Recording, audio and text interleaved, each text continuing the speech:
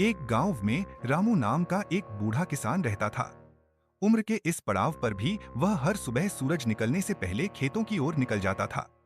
उसके चेहरे पर समय की गहरी रेखाएं थीं, पर आंखों में अब भी मेहनत की चमक थी। रामू के 3 बेटे थे, रवि, श्याम और मोहन।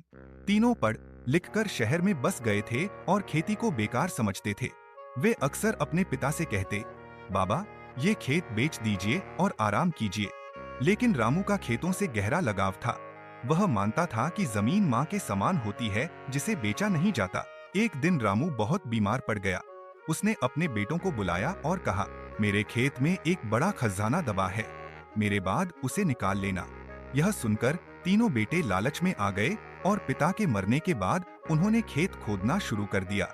उन्होंने पूरा खेत खोद मारा, पर कहीं कोई खजाना नहीं मिला। थके हारे बेटे जब घर लौटे, तब गांव के एक बुजुर्ग ने कहा, तुम्हारे पिता का खजाना वो उपजाऊ जमीन है जिसे तुमने अब अच्छे से जोत दिया है। अब अगर मेहनत करोगे तो फसल जरूर लहलहाएगी। बेटे समझ गए कि उनके पिता ने उन्हें परिश्रम का मूल्य सिखाया था। उस साल खेत में बहुत अच्छी फसल हुई और तीनों भाइयों को पहली बार अपने पिता की बातों की सच्चाई समझ आई। उन्होंने फैसला किया कि अब वे गांव लौटकर खेती ही करेंगे और अपने पिता की विरासत को आगे बढ़ाएंगे। यह कहानी हमें सिखाती है कि मेहनत ही असली खजाना है और जमीन से जुड़ाव ही हमारी असली पूंजी है।